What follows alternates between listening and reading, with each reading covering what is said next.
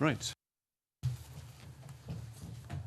Members to the 21st meeting in 2012 of the Subordinate Legislation Committee, and as usual ask members to turn off any mobile phones or other electronic equipment.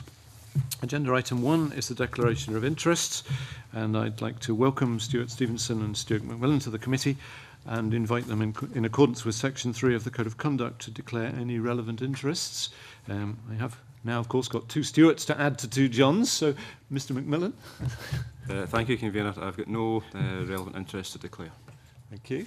Mr. Stevenson. I have no interest relevant to the committee to declare. I'm grateful. Thank you very much indeed. Agenda item 2 is the choice of a deputy convener. The Parliament has agreed that members of the Scottish National Party are eligible to be chosen as deputy convener of the Subordinate Legislation Committee. This being the case, can I invite nominations for the position of deputy convener? I nominate Stuart Stevenson. Thank you very much. I have a nomination. Yeah, I'll be happy to second that. In which case I think there's probably nothing more to say, and I congratulate Stuart Stevenson being on being elected. Are we all agreed? We are, thank you. Agenda item 3, instruments subject to the affirmative procedure. No points have been raised by the legal advisers on the Fire Scotland Act 2005, relevant premises, regulations 2012 draft. Is the committee content with this instrument, please? We are, thank you. Agenda item 4, instruments subject to negative procedure. No points have been raised by our legal advisers on the Roadworks Inspection Fees Scotland Amendment Regulations 2012 SSI 2012-250, nor on the Town and Country Planning Marine Fish Farming Scotland Amendment Regulations 2012 SSI 2012-259, nor on the Town and Country Planning Prescribed Date Scotland Regulations 2012 SSI 2012-260. Is the committee content with these instruments?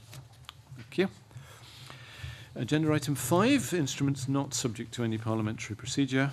No points have been raised by the legal advisers on either the Children's Hearing Scotland Act 2011 Commencement Number 6 Order 2012 SSI 2012-252, nor on the Police and Fire Reform Scotland Act 2012 Commencement Number 1 Transitional, Transitory and Saving Provisions Order 2012 SSI 2012-253. Is the committee content with these instruments? Thank you. Does the committee also welcome the fact that the Children's Hearings Order promptly remedies an omission from the Children's Hearings Scotland Act 2011 Commencement Number 5 Order 2012, which the committee reported on after its meeting on the 18th of September? John. Note that this has been swiftly done, and the appreciation, for my part at any rate, but I'm sure on behalf of the whole committee, that this has been addressed so promptly. Indeed. Thank you. Agenda item 6 is the Water Resources Scotland Bill. The purpose of this item is for the committee to consider the delegated powers in the Water Resources Scotland Bill. In considering that bill, the committee is invited to agree the questions it wishes to raise with the Scottish Government. It is suggested that these questions are raised in written correspondence. On the basis of the responses received, the committee would expect to consider a draft report at its meeting on the 23rd of October 2012. Section 2 concerns designated public bodies and allows the Scottish ministers to give designated bodies directions as to the exercise of the body's function in order to contribute to delivery of the duty to develop the value of Scotland's water resources. Does the committee agree to ask the Scottish ministers to explain why it is considered appropriate that directions should apply to all functions of designated authorities, and why it is considered that such directions are not expressed as powers to create subordinate legislation which would improve transparency, offer the opportunity for scrutiny, and impose publication requirements? Thank you. Section 14 gives the Scottish ministers the power to suspend or revoke an approval for large-scale water abstraction. It also gives ministers the power to prescribe other circumstances in which they may suspend or revoke an approval. Do we agree to draw to the attention of ministers that the effect of prescribing additional grounds under this power is to confer a right upon ministers to suspend or remove rights? Such rights may be extremely important in practical terms to industry or individuals. This is a significant feature of the approval regime. Do we also agree to ask the Scottish Government whether, in the light of this, the affirmative procedure may be a more suitable level of parliamentary scrutiny? Thank you. Sections 19.4, 31, 34 and 36 all raise the same issue. The impact of water abstraction on the water environment is controlled under the Controlled Activities Regulations, which implement the requirements of the European Union Water Framework Directive. It is anticipated that the Controlled Activities Regulations regime will need to be amended, replaced or supplemented in the future. Provision has been made to allow the Scottish Ministers to modify these parts of the bill or provisions inserted by it which refer to Controlled Activities Regulations as may be necessary or expedient to reflect the changes made. Any modifications would be subject to the negative procedure.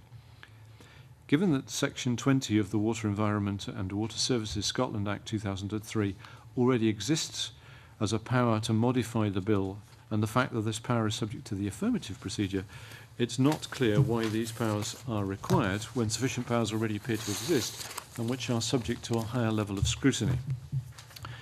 Does the committee therefore agree to ask the Scottish Ministers why the existing power in Section 20 of the Water Environment and Water Services Scotland Act to modify or replace controlled activity regulations is not sufficient for their purposes, since it permits the modification of primary legislation in consequence of the exercise of the power so far as ministers consider it necessary or expedient? Does the committee also agree to ask the Scottish Government to comment on why it is considered that the negative procedure would be sufficient when the existing power is subject to the affirmative procedure? Question to ask. Thank you, Dan. You agreed? Thank you. Section 49 allows Scottish ministers to make supplemental, incidental, consequential, transitional, transitory or saving provision which they consider necessary or expedient for the purposes of or in connection with the Act. Such regulations are affirmative if they textually amend primary legislation, otherwise they are subject to the negative procedure. Given the breadth of such powers, do we agree to ask the Scottish Government why it has selected negative procedure as the appropriate level of scrutiny of regulations which make supplementary provision, which do not textually amend primary legislation? Thank you. Given that the supplementary provision by its nature concerns matters which are untested in the Parliament, do we agree to ask the Scottish Government why a more detailed level of parliamentary scrutiny is not appropriate for provisions which do not, which does not necessarily amend primary legislation? We are. Thank you. Finally, Section 1 allows Scottish ministers to bring the Act into force by order, except for those general provisions which come into force on the day after the Royal Assent. Such an order is not subject to any procedure, but must be laid before the Parliament. An order can include transitional, transitory or saving provision. Given the committee's particular interest in ensuring full scrutiny of transitional provisions, it's perhaps worth exploring with the Scottish Government whether the omission of any qualifying words in relation to the transitional, transitory or saving provision powers included in Section 51 mean that they may be used to make provision which is not connected to the commencement or provisions by the order. Do members agree? I have a point of clarification on this one.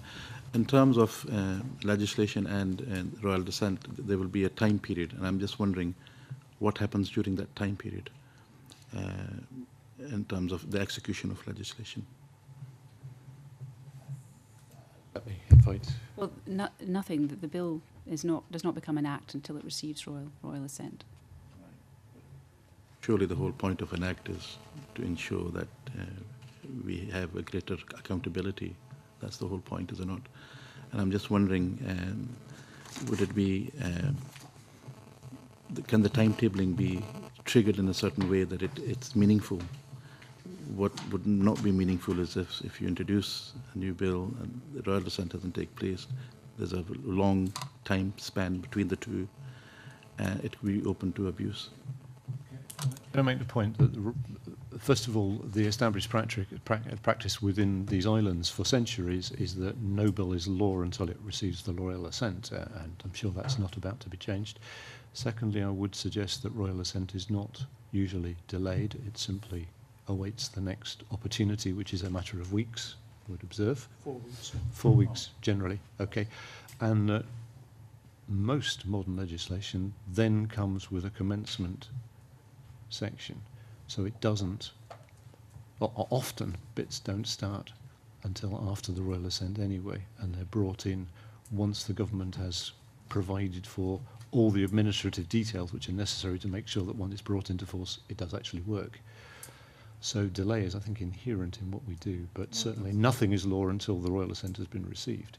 That's helpful, Chair. The fact that you're suggesting it's sort of usually about 4 weeks, I'm comfortable with that time span. Yeah, thank you. Okay.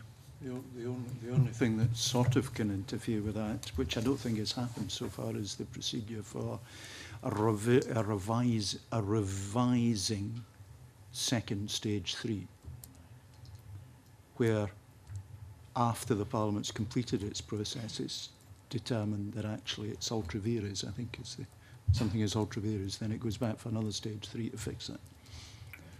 Let's hope we can avoid that. Well, I'm sure we would. As That far would as be I no can- part of the intended. As far as I can recall, it's never happened. Right. Might there be a precedent for that in the smoking legislation? Rather the minimum pricing legislation on this. No, because it's already given royal assent. I wonder if I can get members back onto the. It's about where it is in the sequence. Whether I can get members back onto the current agenda, if that would be okay. Do members agree to explore this issue, which I did mention some time back, further with the Scottish Government? You do, thank you. Is the committee agreed to raise all these questions, agreed today in writing? We are, thank you. I think that brings us to the end of the agenda. Is there any other business or any other points? There being none, I now close this meeting. Thank you very much indeed.